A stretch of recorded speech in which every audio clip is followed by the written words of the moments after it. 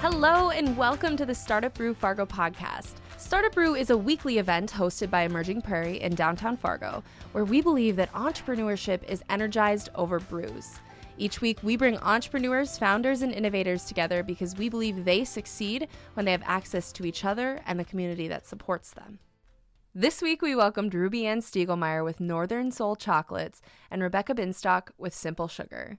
We're going to kick today off with RubyAnn with Northern Soul Chocolate, her business fusing traditional chocolate techniques with the wild beauty and natural richness of the Great Plains. Her hope is to be a presence of healing and pleasure in the food industry. Let's listen in.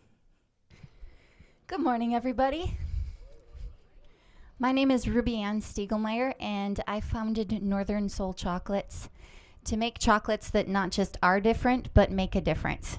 And the way I go about doing that is fusing traditional French pastry technique and ganache theory with the ingredients that are unique to this area, unique to this part of the country, and that matter to the people who receive them. And so I'm going to tell you a little bit about the type of chocolates I make. I'm going to tell you about a couple of exciting things coming up for Northern Soul Chocolates over the next year. And then I'm going to tell you why I make chocolates. And one of the collections that I created recently was the Four Sisters collection, which told the story bite by bite of the four daughters of the Syme family who immigrated from Norway in the late 1800s and settled in the Western Prairies. And to do that, I took fruits and syrups made with sand cherries, which are a plant that's native to the Great Plains, and fused them with Swiss and Belgian chocolate to create chocolates that connected the people who received the collection to a moment in this family's story. And I created this as part of a virtual chef's table event that went on in May. Bear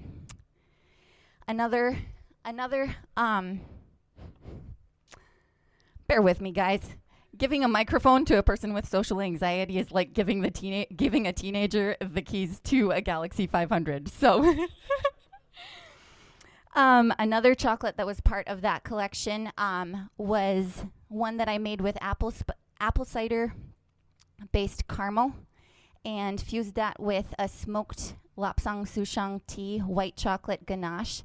And everybody who ate it said that it tasted either like eating apple pie with vanilla ice cream that had been baked in a wood stove, or depending on your favorite occupation, some people said it was like drinking apple pie moonshine by a bonfire. I'm serious. The storytelling possibilities with chocolate are endless.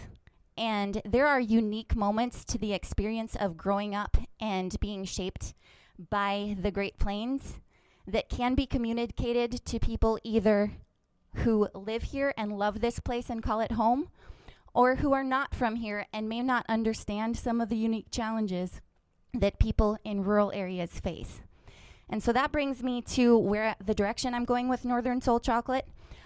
We were accepted to be part of the North Dakota Change Network over the next year, put on by Strengthen ND, to design a line of subscription boxes to be delivered to women in agriculture across North and South Dakota, specifically designed around stories of indomitable women who have sparked social change in their own communities against some pretty incredible odds. So stay tuned. The next year is going to be really fun. And tell your friends. Use the contact form on my website, northernsoulchocolates.com. And I would love to have each one of you drop me either the name of a woman that you know who has taken her experiences and created a better life for the women around her because of something difficult she went through. I would love to tell her story through chocolate. Or I would love for you to drop me the name of someone that you think could benefit from receiving one of these boxes. Because this is not just about giving incredible chocolate to women who can afford it, to women who can travel to Switzerland and Belgium. This is about helping women in rural areas understand the power and the value of their experience, their time, and the contribution that they can make in their own home. And just lastly, I want to tell you why I make chocolates and why I am so passionate about this very admittedly unique occupation of storytelling through the medium of cocoa butter. Because, to be honest, I know very few people in my social network who also do this. And it's because of a little decorative sign that hangs on the wall of my mother's farmhouse kitchen. It says, "Chocolate fixes everything." And to be honest, I'm the person who bought it at a thrift store and gave it to her. But I did that at age 17, okay? And I had learned how to temper chocolate from my great aunt at age 15 with a double boiler and a book, which, if you know anything about the formation of beta crystals, is just nuts. But tempering chocolate had become my tiny oasis. You know, like Rebecca knows, when you need an isolated atmosphere free from allergens, you kind of got to create some boundaries. And the reason I gave my mom that sign is because a few years before that, my father had passed away as the result of a farm accident on my family's certified organic farm and ranch in north central South Dakota. And my mom kept farming with 6 children under the age of 19. We were her primary workforce. It was a drought cycle at the time. Stuff was crazy.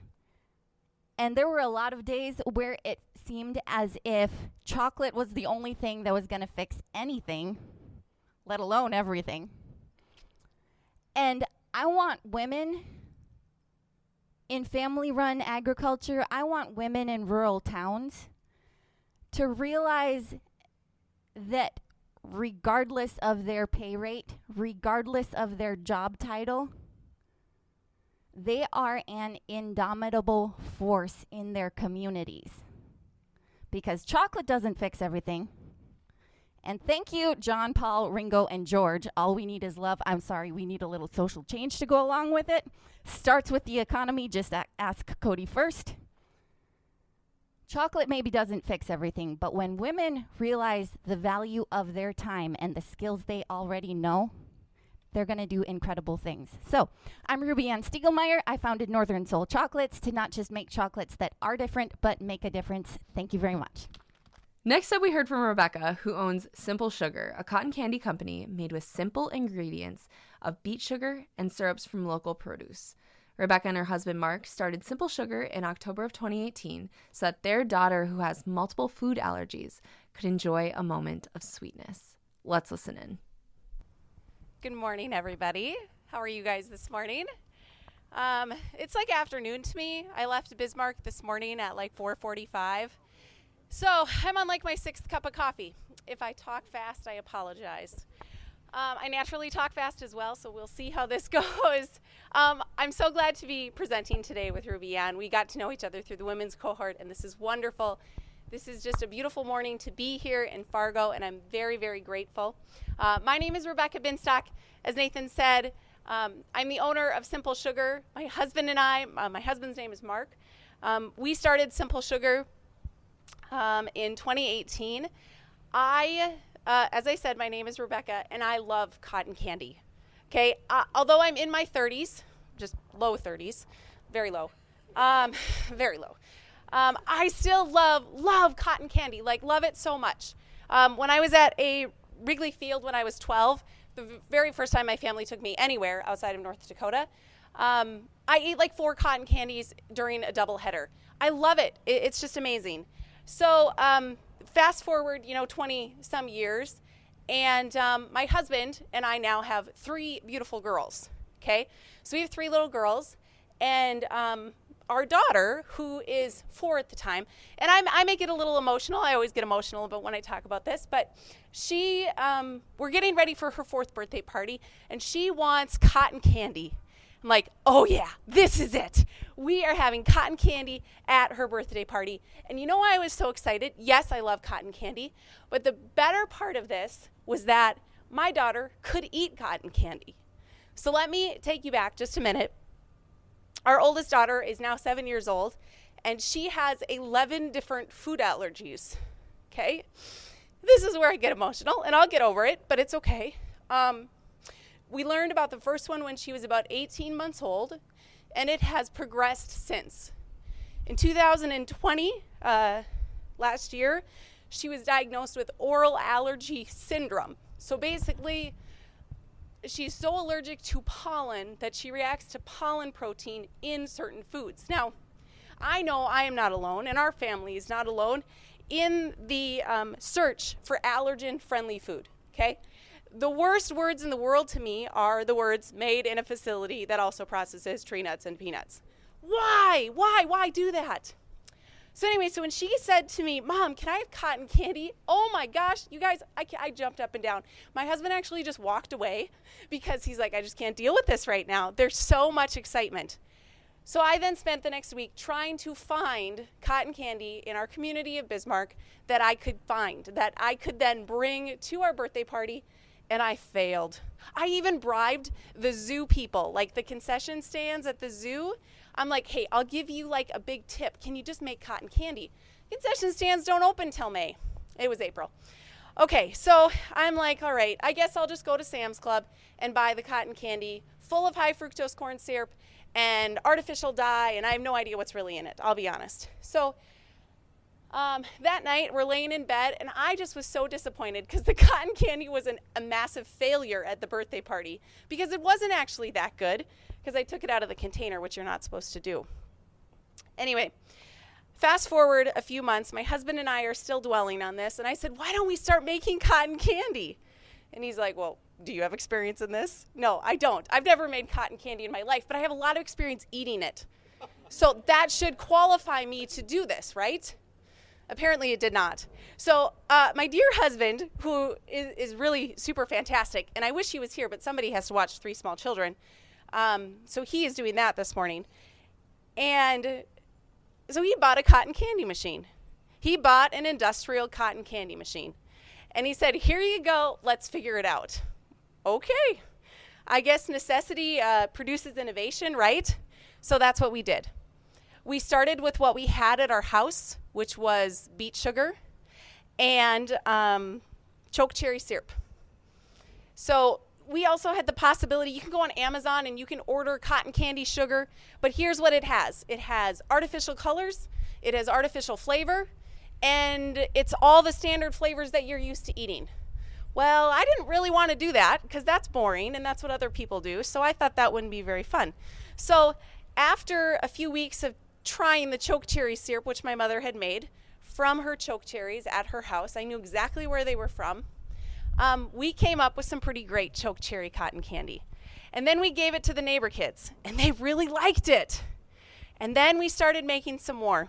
And then we realized, hey, we got a rhubarb patch. Let's make some rhubarb cotton candy. I wonder how that would taste. Oh, we have some raspberries down the street. Our neighbor grows grapes. So what started for us as a way to find something that our child could enjoy just for a few minutes turned into us making all sorts of flavors. Over the next year, we developed 5 standard flavors. Lemon raspberry, because you always got to have a little bit of tart to that raspberry, right? Rhubarb, choke cherry, grape, and then the last one was coffee, and that one was just for me. Okay, that one was for me because I love coffee, and so we had to have coffee cotton candy. And then what we did is we started selling it here and there. But we ran into the biggest problem ever. As parents with kids with a kid with tons of allergies, we were operating under the Cottage Food Act. I don't know if any of you guys know and understand the Cottage Food Act. We could not tell our customers that it was safe for their kids to eat our cotton candy. Although we were making it in our office. So we had our office designed, so we had a big long table, and we could make our cotton candy. It also ran into problems because our cotton candy machine many times would put make our smoke alarms go off in our house. We woke up our kids many a nights at 1 o'clock in the morning while we were making cotton candy. Hopefully one day they will forgive us for the trauma, but we'll see. So anyway, at the end of the day, we realized we were not meeting our goal or our customers' needs. They wanted to know that they were getting something that was allergen friendly, that we knew what was in it, and they could trust in it, but we couldn't do that. So we approached the city of Bismarck and said, hey, we want to put a commercial kitchen in our basement. And they laughed at us a lot. And then they told me, basically, not happening, go away. You can go work in another commercial kitchen. But I didn't want that, because I wanted to know, and I wanted to be able to tell our customers what was in our product, okay? You had beet sugar and you had a syrup that we made from something local that we found. We did also expand into local strawberry, so we also have strawberry, Juneberry, watermelon, all using local produce that we find in North Dakota. So after the city told us no, we went back to the city and said, wait, we have another idea. What if we build a new house? Keep in mind, we had just built our other house. We'd only been there maybe 2-3 years, maybe. We didn't even have the basement completely finished. What if we built a new house, and in that one we put a commercial kitchen? Maybe. Okay, well, if I keep calling you every day for the next year, are you going to agree? Maybe. And they did. They let us do it. We worked with the city. We worked with the zoning people. We worked with our contractor, who was fantastic, and we got a commercial kitchen in a new house. Over the past year, we have worked on, we've stopped making cotton candy because we moved out of our house, and instead we built a new house that has a completely commercial kitchen in the basement, completely dedicated to cotton candy. And here's what's not in it: peanuts, tree nuts, wheat, eggs, soy, sunflower, and shellfish, but there wouldn't be shellfish. The top 8 allergens are not in there. So now what we can do, as we move forward and we start working out of our kitchen, which we are opening in T-minus 17 days, very exciting. It's been a very long process. We can now tell our customers what they're getting. They are getting a product that is free from the things that we want to be free from, that our family can't have. And it really, if you're an allergy parent, okay, the worst thing is when you go to the birthday party and your kid can't eat anything, okay? And one of our daughter's allergies is pineapple. It's the weirdest one, and it restricts her in a ton of ways. And there was a birthday party once, she couldn't have a single thing. And all I could think of is, man, if I would have brought that cotton candy, everybody could have had it. Everybody. There's sugar and there's syrup. That's what you got. We use a very simple recipe for that reason. And we're really passionate about keeping that consistency and keeping it that way. It's also really fun for events. Okay? You can you can put a custom label on there with your logo. Your business now has a completely unique gift that you can give to anybody at a birthday party, an event, a Sunday, who knows, right? A brunch. And it's completely yours. But it's also something that everybody can enjoy. And it's really has brought us, as Ruby talked about, it's really brought us a ton of joy. My husband and I both have full-time, what we call normal jobs, and we have 3 children. We didn't need something else to do. But this found us, and we embraced it, and we said, yes, let's do this, because we needed it for us, because it brought us joy. It felt like we were doing something, and we are doing something for families who don't always have access to, things. I give the example of just last week we were up by Nisswa, Minnesota. We're at a candy shop called the Chocolate Ox. If any of you guys have ever been, it's amazing. I never wanted to leave. But they sold cotton candy. And it was really pretty. It was in this pretty container, and I lifted it up, and what did it say on the back? Made in a facility that also processes tree nuts and peanuts. And when our daughter asks us, can I have that? And we have to say no, you can feel it. You can feel it. And you're like, you know what? The world is going to disappoint you a lot. We don't need to do it every single day. So, like I said, I'm Rebecca from Simple Sugar. We operate out of Bismarck. We now will have a commercial kitchen in a few days, and Nathan stood up, so I think I need to be quiet. And now we're going to be able to ship. We're going to be able to grow and expand and not just be able to operate under the Cottage Food Act. And I forgot to say thank you guys for having me and having RubyAnn. You guys are awesome. Thank you to Emerging Prairie and StartupBREW Fargo. This is just amazing. So thank you. After the presentation, we were joined by our host, Nathan Marcotte from the Grand Farm team for a live Q&A session with the audience. I'll kick us off. So maybe what is one thing that you're most proud of in the last year? RubyAnn, do you want to start? What is one thing that I'm most proud of in the last year? I think, honestly, just taking that commitment and joining the women's entrepreneurship cohort. Like, I'm sorry, I can't remember your name. It's quite a commitment on Tuesday nights after a normal job, but I'm really, really thankful for the resource that Emerging Prairie has created for entrepreneurs across the state, and I am so thankful for everything that I've learned from my counterparts as part of that. That's what I'm most proud of. The things that I've learned and the challenges that I've been willing to take on after being part of that group. Rebecca? I'm going to echo what RubyAnn said about the women's cohort. It was fabulous. It was fantastic. It was a really great learning experience. My other one is probably in the last year. You know, as I said, we started construction about a little over a year and a half ago on a new house with a commercial kitchen. And the number of male contractors that told me, you can't do that. And I'm like, well, this is what we're doing. Figure it out. We can do this. We had a lot of challenges when it came to dealing with humidity, dealing with how we want to structure the kitchen, and nobody had ever done it before. And the number of times that we had conversations and my husband or myself would say, this is what we need to do. And they'd say, we've never done that before. We get that. You've never done it before. Let's do it now. Let's figure it out and let's make this work. There's nothing that says we can't do this just because we haven't done it before. So I think the persistence, maybe nagging at times. You guys will have to touch base with our contractor and see what he thinks on that. His name is Jerry Rudnick. He's fantastic. But I think that's probably the most. And getting people on board with this crazy idea of cotton candy. Nathan, do you mind me jumping in for a minute? Go right ahead. Rebecca, can you repeat the name of that contractor one more time? Because humidity is also incredibly important with chocolate. And we'll have to chat afterwards. Cool. Fantastic. Well, we'll go to the audience now. If you have any questions, go ahead and raise your hand. John?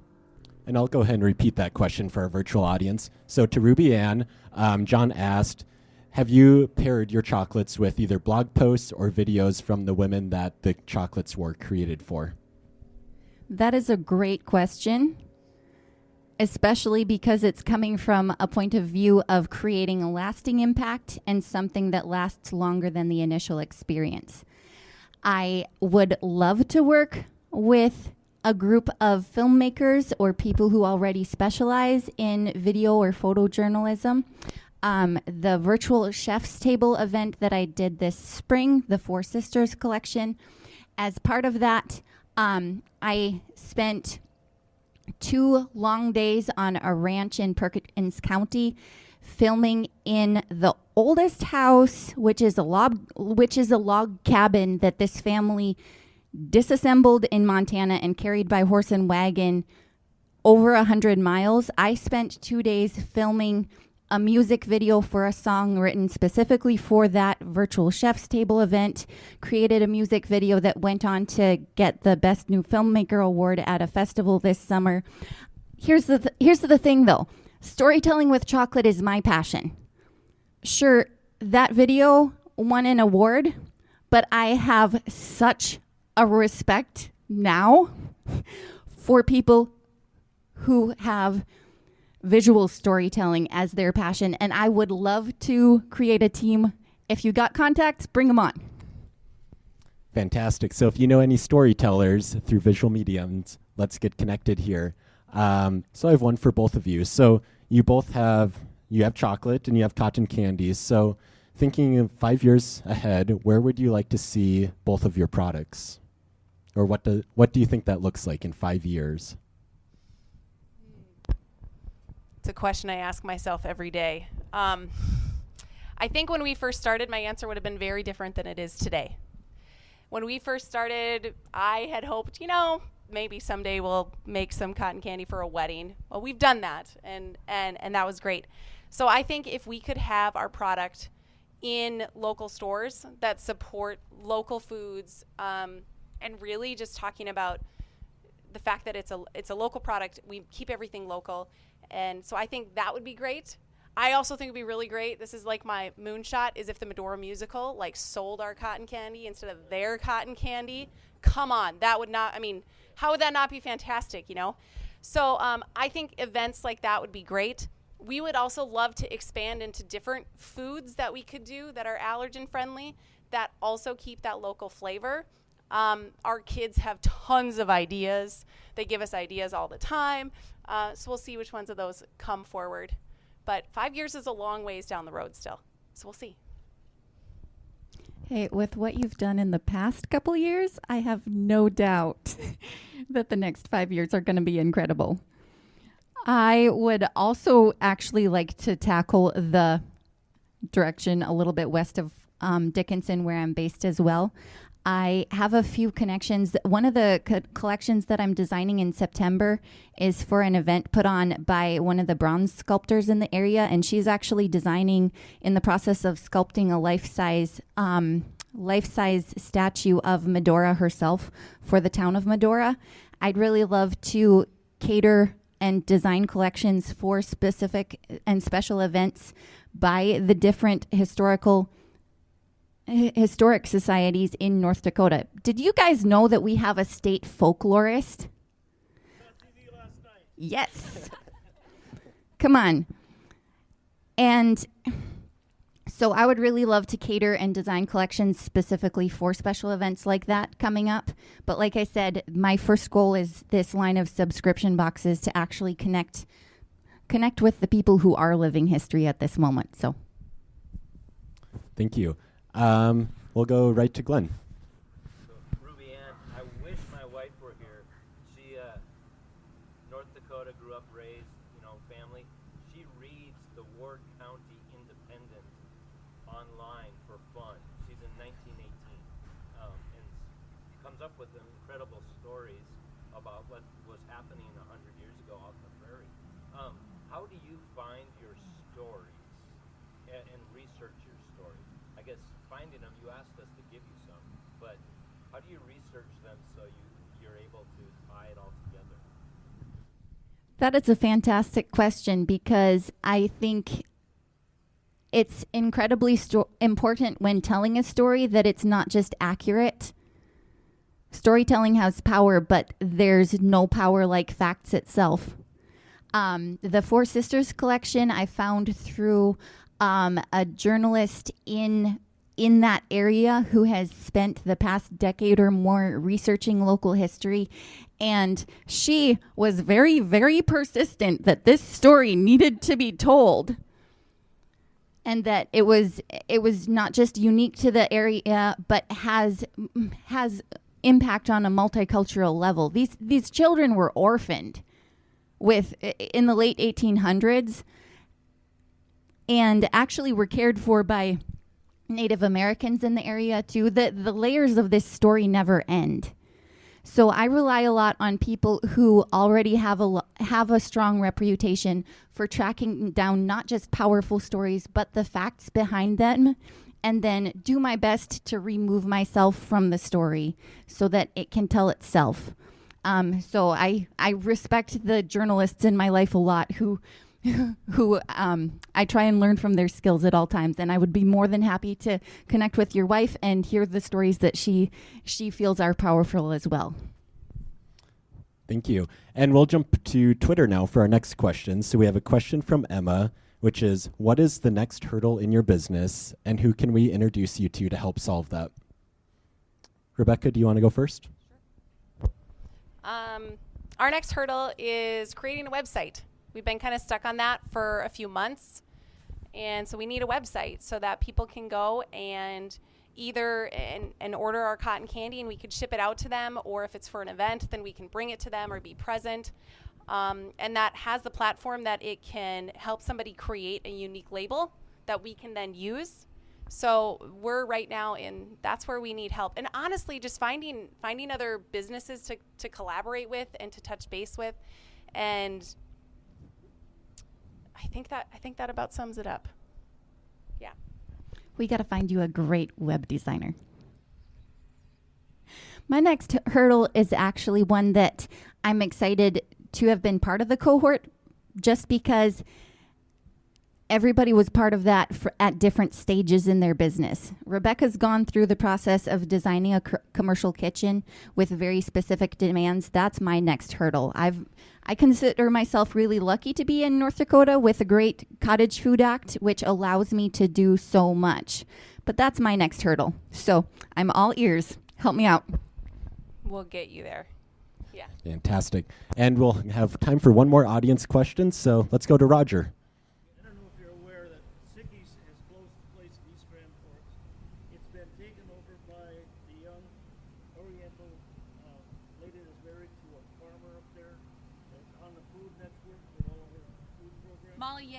Yes, it's going to be a farm to table.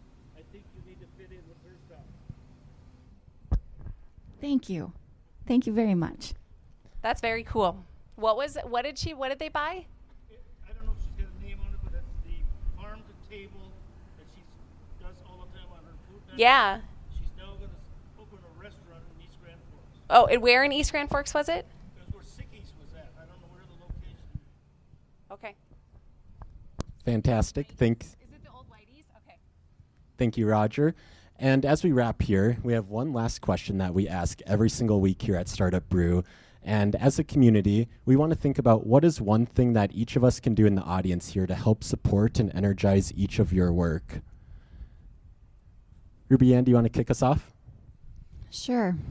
That is a lovely question, and it honestly feels a little bit redundant coming from a group of people who show up weekly to listen to and support entrepreneurs. What more can you do? Seriously, you're asking me what more you can do?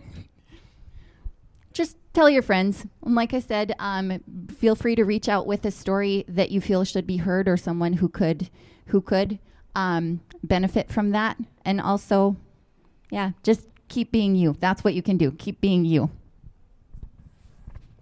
Well, thank you for listening to us. I think that's really great. That was really nice of you guys to listen to us.